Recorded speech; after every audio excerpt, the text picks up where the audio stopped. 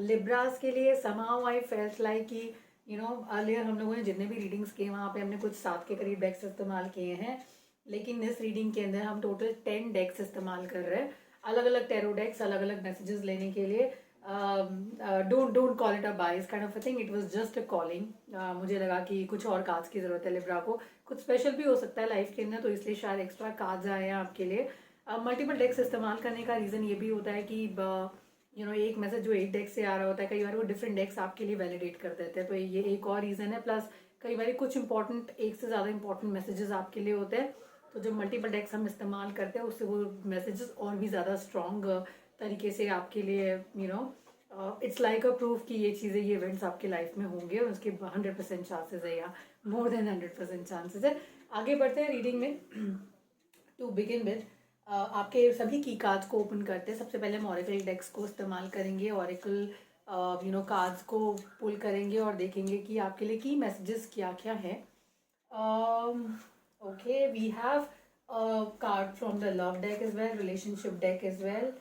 हमारे पास एक कार्ड है, ओके ऑलराइट, देयर कार्ड जो रेपिटेशन में है आपके रीडिंग के अंदर। मुझे लगता है जब जनवरी की हम लोग रीडिंग कर रहे थे तो शायद ये कार्ड नहीं, जनवरी की रीडिंग के अंदर ये कार्ड जो है लिब्रा की रीडिंग में नहीं था, ये वर्गो की रीडिंग के अंदर था, जितना मुझे याद पड़ता है। बट कोई बात नहीं, हम थोड़ा कार्ड्स को फ्लिप कर लेते हैं और फिर आपके लिए रीडिंग्स को एंड मैसेजेस को कोलेट करने की कोशिश करते हैं।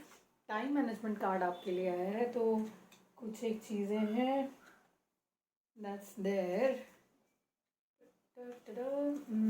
लिब्रा, देखते हैं क्या एनर्जीज आ रहा है। स्ट्रॉन्ग कार्ड्स हैं लिब्रा।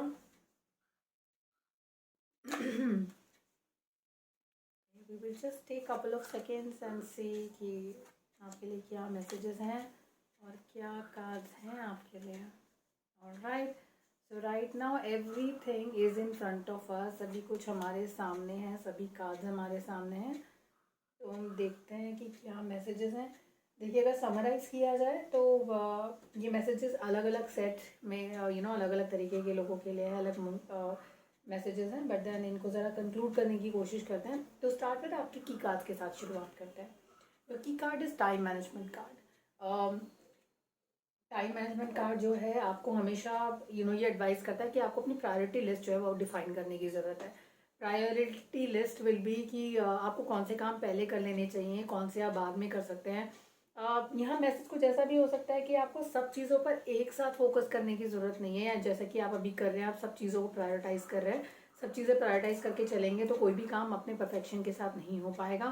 तो ज़रूरी है कि आप फ़िलहाल जो आप का अप्रोच रहना चाहिए वो ये रहना चाहिए कि कौन सी चीज़ आपके लिए ज़रूरी है और कौन सी नहीं है, और जो ज़रूरी नहीं है उनको नेक्स्ट मंथ के लिए आप पोस्टपोन कर सकते हैं लिब्रा। आगे बढ़ते हैं। आपके रीडिंग के अंदर जो एक इम्पॉर्टेंट चीज़ है वो है रिटर्निंग टू योर पास्ट। तो ये दो तरीके से कार्ड के अंदर आ रहा है। पहला कार्ड है there is someone from your past who is actually returning back to you. It can be a relationship which was a romantic relationship. It can be a friendship which is coming back to you. You had so practically आपने ये जो relationship था ये loose कर दिया था, आपको ऐसा लगता है कि अब ये चीज़ आपके लाइफ में दोबारा वापस नहीं आएगी। लेकिन फॉर्चुनेटली और अनफॉर्चुनेटली हम आगे देखेंगे कि किस तरह का रिलेशनशिप है जिसको जो आपके लाइफ के अंदर वापस आ रहा है। देखिए, रिलेशनशिप वापस आ रहा है इसका मतलब ये नहीं है कि आपके लाइफ में रिलेशनशिप पॉजिटिव ही है या नेगेटिव ही है, can be a friendship also, but there is a relationship which is coming back. Now the chances of this person, if you talk about a gender specific here, मुझे लगता है कि there's a man who's coming back in your life. The man is holding a heart in front of in his hand right now, and if you see that, अगर आप देखेंगे तो ये एक नए रिलेशनशिप की बात करता है। तो लिब्रास के लिए एक बहुत ही स्ट्रॉन्ग मैसेज यहाँ पर ये है कि कोई आपके पास से आपके पास वापस आ रहा है। ये कोई नया एक्वेंटेंस नहीं है, आपका कोई नया जान पहचान या नया रिलेशनशिप बनता हुआ नजर नहीं आता है। ये रिलेशनशिप एक्चुअली आपके पास से आपके पास आ रहा है, विच विल फिगर आउट कि क्या रहेगा।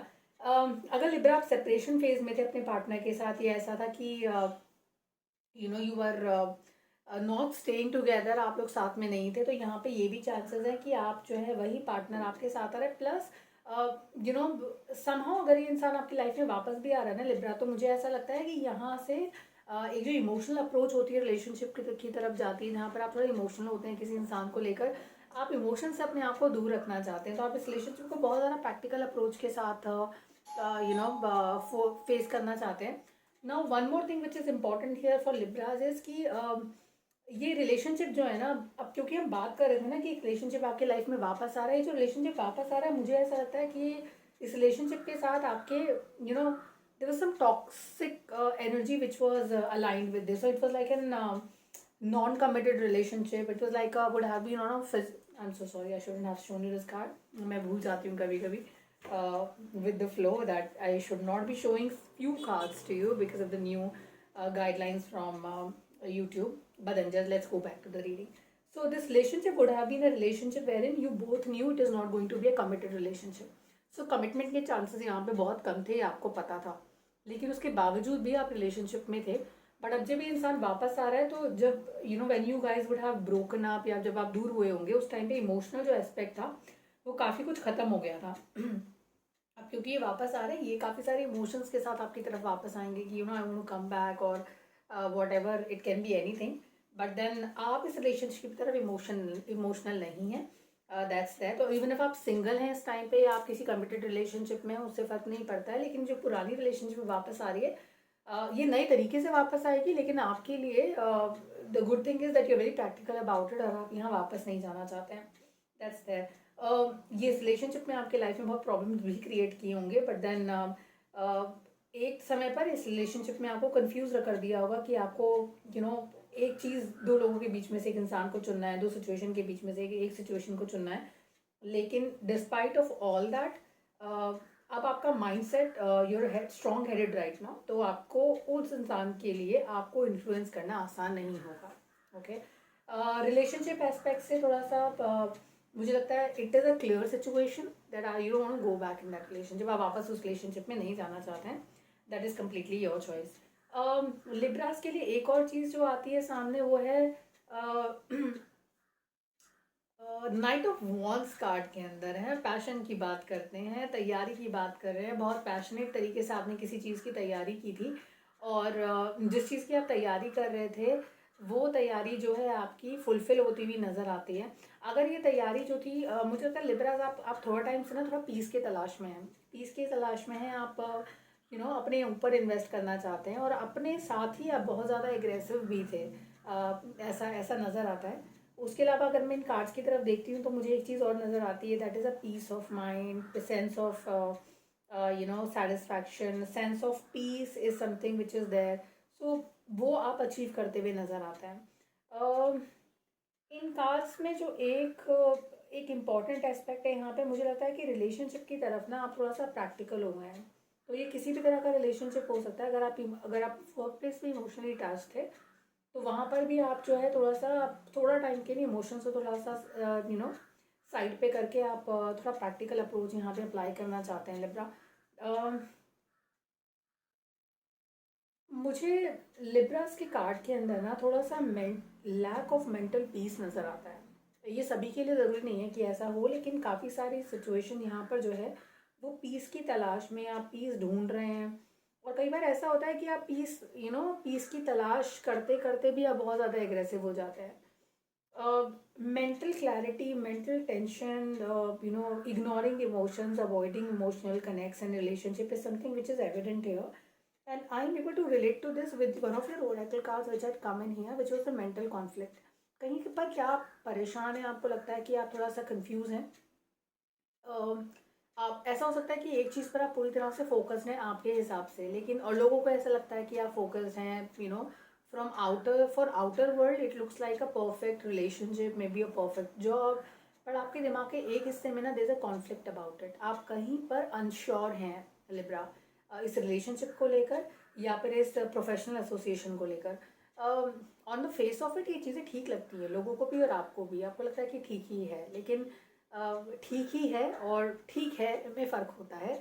तो जब आप यू ऐड इफ़ कहीं पर, यानी इफ़ यू ऐड कहीं पर ठीक ही है, that is a sign of doubt certainly. तो आपके दिमाग में इस रिलेशनशिप और इस प्रोफेशनल एसोसिएशन को लेकर कहीं इफ़ का फीलिंग है विच इज़ देयर. एक डर भी मुझे समझ में आता है, एक डर यहाँ पर मुझे नज़र में आता है कि आप थोड़ा डरे हुए भी हैं। डर इस चीज़ का हो सकता है कि चीज़ें जिस तरह से आपने फ्यूचर प्लान किया था या जिस तरह से आप फ्यूचर में जाना चाहते थे, जिस तरह का फ्यूचर आप अपने लिए प्लान किए हुए थे, वो चीज़ें वैसी नहीं हो रही है। And for some Libras you are falling out of love, so that's there in the cards.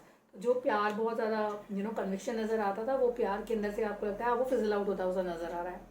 Plus जो पैशन आपको नज़र आता था, जिस पार्टनर के साथ आपको लगता था कि आप बहुत ज़्यादा सेफ महसूस करते हैं या this is the most passionate relationship you ever had, you have a feeling of a chameleon sitting on your hand right now, जो वक्त के साथ चीज़ों के साथ ना अपना कलर बदल लेता है और आपको परेशान छोड़ देते हैं, आपके पैशन को बिल्कुल वो डिप कर गया आपका पैशन, बिकॉज उनकी बातें जो बार बार बदलती जा रही हैं, बराबर चीज़ें चेंज होती जा रही हैं, वो थोड़ी सी प्रॉब्लमेटिक है। कुछ लिब्रास के लिए प्रोफेशनल एसोसिएशन भी हो सकता है कि जब आपने जंप इन किया किसी प्रोजेक्ट के अंदर, आपको लगा होगा चीज़ें बहुत फैंटास्टिकली ग्रेट जा रही है आपके लिए और फैंटास्टिक है, ग्रोथ बहुत बढ़िया होगी, लेकिन अब आपको ऐसा लगता है that that person who had hired you, या जो पर्सन आपके साथ में थे या जो आपको लेकर आए थे, वो अपने कमिटमेंट से पीछे हट गए हैं।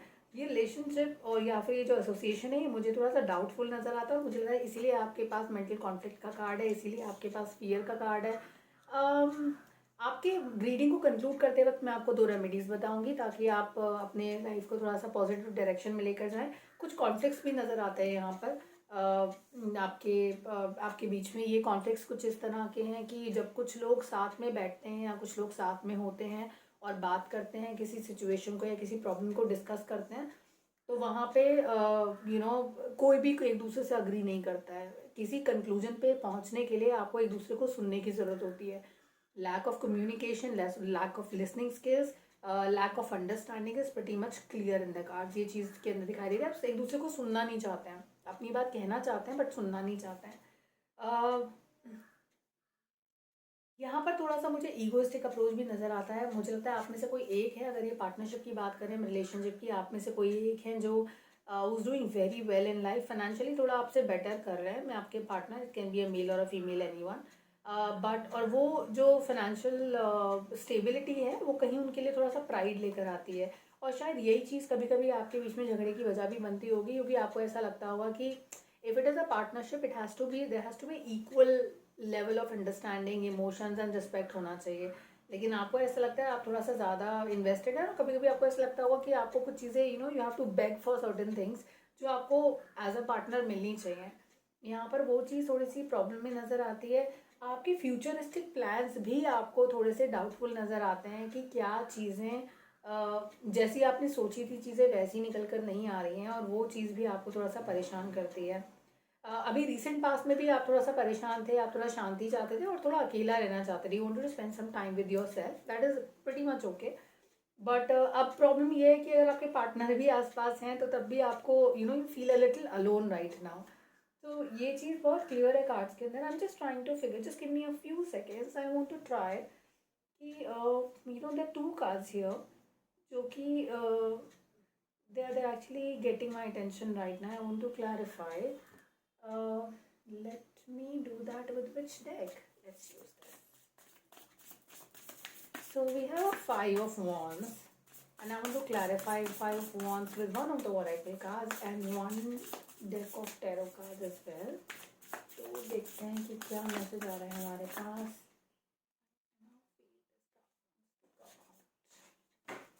This is one, and second I want to understand, अगर Five of Wands हैं तो इसके आफ्टर इफेक्ट्स या पोस्ट दीज आर्ग्यूमेंट जो आपके बीच में हो रहे हैं उसके आउटकम्स क्या हैं।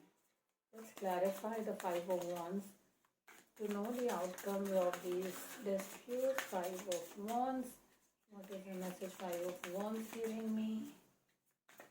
And to Tarot, okay.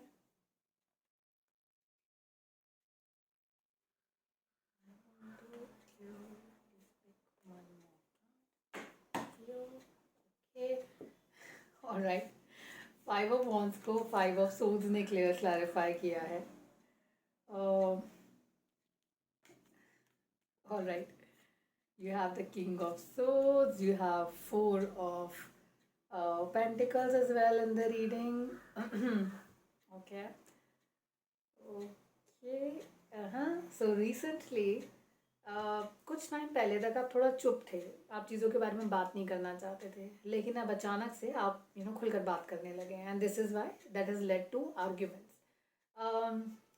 आपको ऐसा लगता है कि आपको बिट्रे किया गया है, और कोई एक इंसान है जो मतलब उसको जीतने जैसा महसूस होता है, आपको थोड़ा सा नीचा नीचा दिखा के आपको ऐसी फीलिंग आती है, और फिलहाल वो विनर है आपके ऊपर, तो आप इस सिचुएशन का कुछ कर नहीं पा रहे, लेकिन what you are feeling right now is a little introvert, और मुझे ऐसा लगता है आपको ऐसा ऐसा महसूस होता है, जो जो मेरा इंटरप्रिटेशन कहता है कि आपको ऐसा महसूस होता है कि मुझे एक नई शुरुआत की ज़रूरत है, मैं कुछ नया करना चाहता हूँ या चाहती हूँ, कुछ नया नया महसूस करना चाहते हैं। फाइनेंसेस को लेकर भी आपको थोड़ा लगता है कि अब यहाँ पर फाइनेंसेस इन्वॉल्व है सर्टेनली, आपके partner is doing better than you, वो उनको प्राइड का फीलिंग देते हैं, और देन वो चीज़ आपको थोड़ा इनसिक्योर फील कराती है। That's there. आपको ऐसा लगता है उनको अपनी गार्ड्स थोड़ा सा नीचे लाने की ज़रूरत है, वो अपने आप को आपसे सुपीरियर समझते हैं, वो चीज़ आपको डराती है। That's the fear what you have in mind.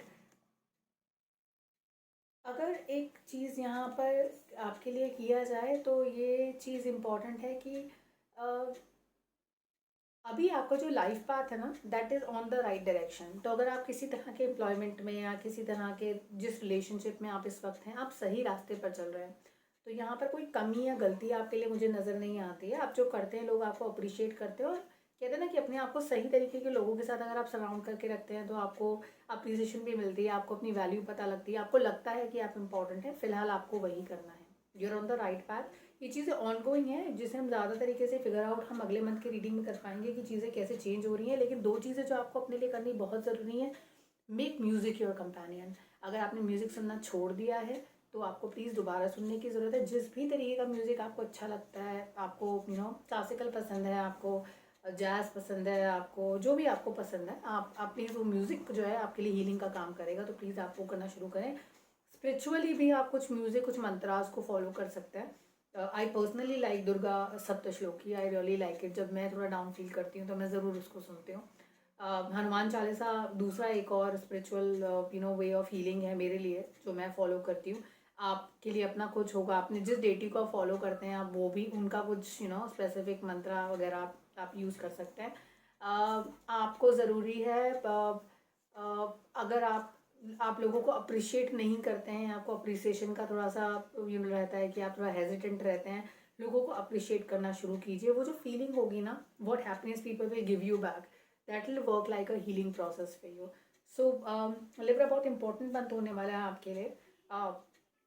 थोड़ा रिलेशनशिप में क्लैशेस नज़र आते हैं, मुझे लगता है आपके एक्सपेक्टेशंस हैं, आप डरे हुए हैं, पर उसको कवर अप करने के लिए ज़रूरी है कि आप म्यूज़िक का सहारा ले, be your self surrounded with people जो आपको सच में पसंद करते हैं, अप्रिशिएट करते हैं। Appreciation will work as a healing for you this month.